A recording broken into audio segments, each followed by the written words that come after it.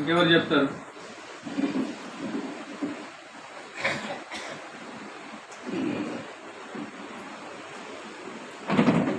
ఎవరు చెప్పరా ఇంకా? ఇంటికి పోయినా గుర్తొస్తాయి, అబ్బా అది చెబుదాం అనుకున్నాను, ఇది చెబుదాం అనుకున్నాను, నేను చెప్పలేకపోయానని. చెప్పడం ద్వారా, చెప్పకపోవడం ద్వారా ఏం మిస్ అవుతారంటే, మీరు డాక్టర్ దగ్గరికి వెళ్ళి ఇదిగో నన్ను కాస్త చూడు అన్నట్టే ఉంటుంది. దేనికి వైద్యం చేయాలి వాడు? అవునా కదా? ఈయన డాక్టరు, నన్ను చూడు అయ్యా, తగ్గిపోతా, నాకు రోగాన్ని మందిస్తాడా? చూశాను, ఫీజు కట్టిపోవాలి. దేనికి ఇవ్వాలి? నువ్వు చెప్పే మాట ఇక్కడ మేం కాదు వినేది, గురువులు వింటారు, యూనివర్స్ వింటుంది, ఈ ప్రకృతి వింటుంది. నిన్ను ఎవరైతే సంరక్షించాలనుకుంటున్నారో వాళ్ళు వింటారు. మనమే ప్యాషన్గా నన్ను చూడబ్బా అంటాం. మనం ఏం చూడాలి? నిన్ను నోరికి చెప్తే కదా. మాట్లాడటం ద్వారా ఇక్కడ ఉన్నది మొత్తం ఎనర్జీ, శక్తి. ఇక్కడ ప్రతి క్షణం శక్తిని పొందుతూనే ఉంటావు. కళ్ళు తెలిసినా శక్తిని పొందుతావు, మాట్లాడినా శక్తిని పొందుతూ ఉంటావు. మాట అన్నది ద్వారం, ఇన్కమింగ్ అవుట్ గోయింగ్. అమ్మ ఆకలి వేస్తుంది, నాకు ఏదన్నా పెట్టు అంటే నేను అడిగాను, అమ్మైనా పెట్టదు. అవునా? మనం ఫస్ట్ నేర్చుకోవాల్సిన డిసిప్లిన్స్ ఇవన్నీ. ఎప్పుడు నేర్చుకుంటామంటే నేర్చుకునేటప్పుడు. ఎప్పుడు నేర్చుకునేటప్పుడు నేర్చుకుంటాం. ఇప్పుడే వయసు మంది? ఇప్పుడే వయసులో ఉన్నాం? ఏ వయసులో ఉన్నాం స్వామి? ఇప్పుడు సగం వయసు అయిపోయింది దీనికి. ఇప్పుడే వయసులో ఉన్నాం మనం? ఏ వయసులో ఉన్నాం చెప్పండి? ఏ వయసులో ఉన్నారు? చెప్పే వయసులో ఉన్నారా? తెలుసుకునే వయసులో ఉన్నారా? నేర్చుకునే వయసులో ఉన్నారా?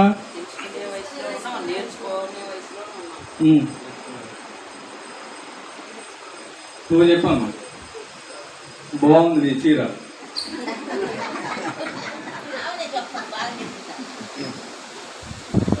ఎందుకోసం వచ్చావు అంటే, ఇప్పుడు మీ వయసు ఏంటి? తెలుసుకునే వయసా, నేర్చుకునే వయసా, చెప్పే వయసా? చెప్పే వయసు కాదు, చెప్పేది వినే వయసు. ఎవరు చెప్పినా వింటున్నారా మీ ఇంట్లో? మరి ఎవరు చెప్పినా వింటారా మీరు? ఓకే, వింటదంట ఆవిడ. నిజానికి మన వయసు ఇప్పుడు ఎలాంటిదంటే, నాకన్నీ తెలుసు. చెప్పండి, నాకన్నీ తెలుసు. తెలుసా తెలియదా మీకు? ఏందండి తెలియని వాళ్ళు వచ్చారా? తెలిసిన వాళ్ళు ఎంతమంది? తెలిసిన వాళ్ళు ఎంతమంది దీంట్లో? తెలిసిన వాళ్ళు ఎవరు లేరా? మీరున్నారు తెలుసు. అయితే మీరందరూ ఆవిడకి తెలుసు కాబట్టి మీరందరూ ఆవిడ దగ్గర తెలుసుకోవాలి.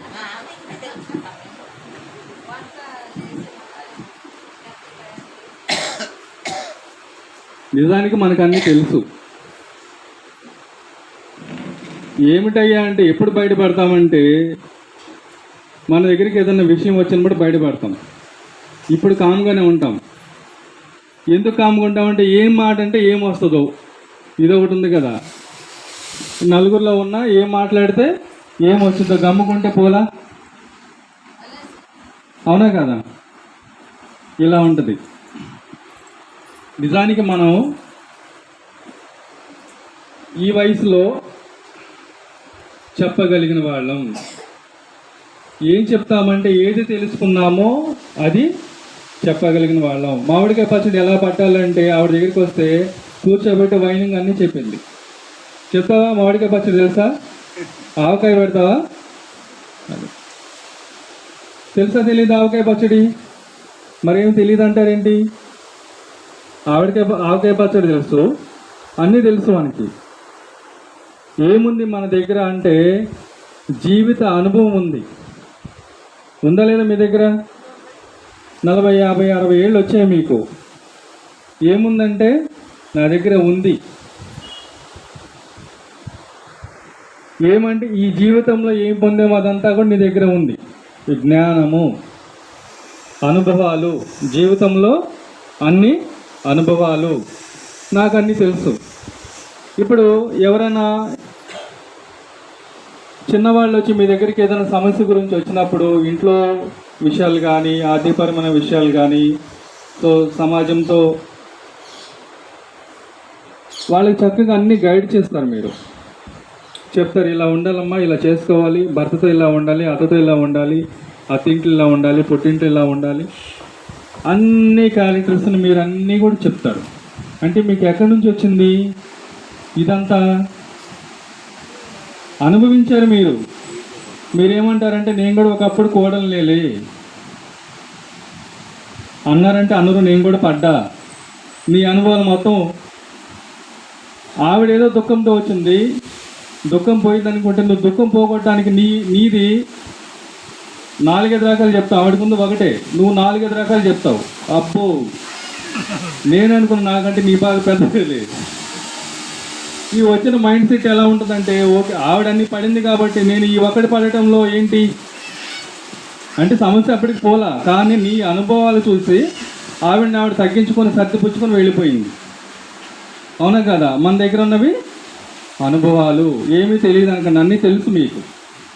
మరి ఇప్పుడేం తెలుసుకుంటానికి వచ్చారు? అన్నీ తెలిసిన వాళ్ళు. మరి ఇప్పుడు నీ దగ్గర ఉన్న జ్ఞానమేగా. ఇప్పుడు నువ్వు జ్ఞానమేగా, ఇప్పుడు ఎంతమంది పిల్లలకి చెప్తూ ఉంటావు, నీ దగ్గర ఉన్న జ్ఞానమేగా. ఏ జ్ఞానం కావాలి మరి? ఏ జ్ఞానం కావాలి చెప్పు? ఇంకా తెలియందా? చెప్పండి, మీరు చెప్పండి, ఏం జ్ఞానం కావాలి?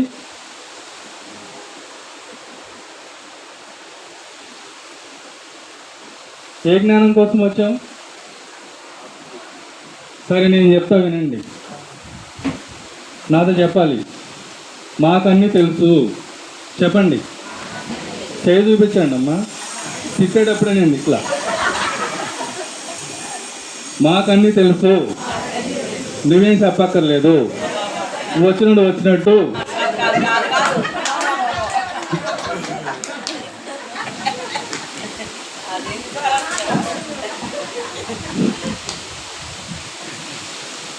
నాకు ఆవకాయ పట్టడం తెలియదు. నాకు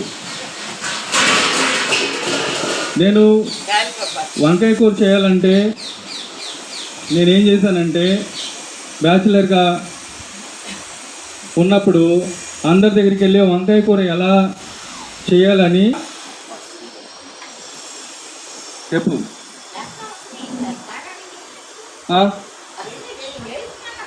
పొయ్యి మీద వేసి ఏం చేయాలి చెప్పు నాకు. అది కూడా మళ్ళీ దాంట్లో ఏం చెప్పాలి వాళ్ళు, ఉప్పు వేయి, కారం వేయి, కోసి అక్కడ పెట్టా అన్నారు. దానికి ఏం చేయాలి?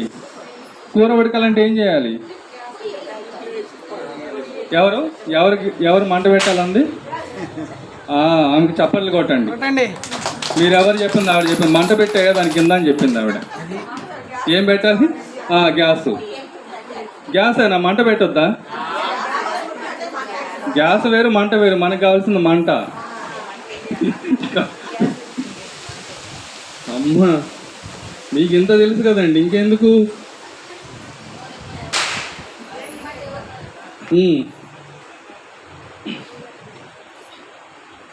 నిజంగా వంకాయలు అన్నీ కోసి చేసి దాని కింద మంట పెడితేనే కర్రీ ఉడుకుతుంది అనేది సత్యం. అవునా? మీ ఊరు వచ్చి గొప్ప విషయం తెలుసుకున్నా నేను. నాకు ఒకసారి చప్పట్లు కొట్టండి.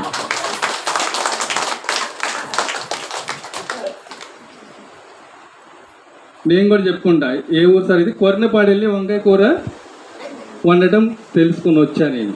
ఇంకా చెయ్యలే, నేను మొదలు పెట్టలేదు. ఇంటికి వెళ్ళాక మీరు చెప్పినట్టు ట్రై చేస్తాం. మా ఆవిడ లేనప్పుడు, ఉన్నప్పుడు చేస్తే నీకేమైంది అంటది. పొగ మొదలు బాగానే ఉన్నా, ఆ ఊరు పోయి ఇచ్చినా నీకేమైంది అంటది. మళ్ళీ లేనిపోయింది.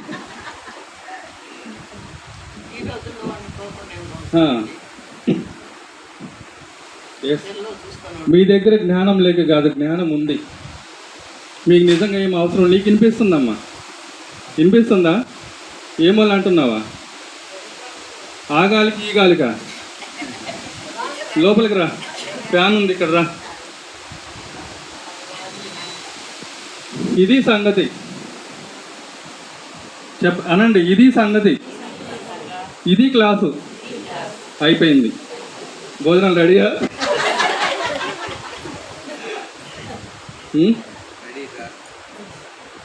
వంకాయ కూర లేదండి స్వామి, మేము వంకాయ కూర ఇక్కడ ఆరగించుకుంటున్నాం. మేము లొట్టలు వేసుకుంటున్నాం లోపల. Yes.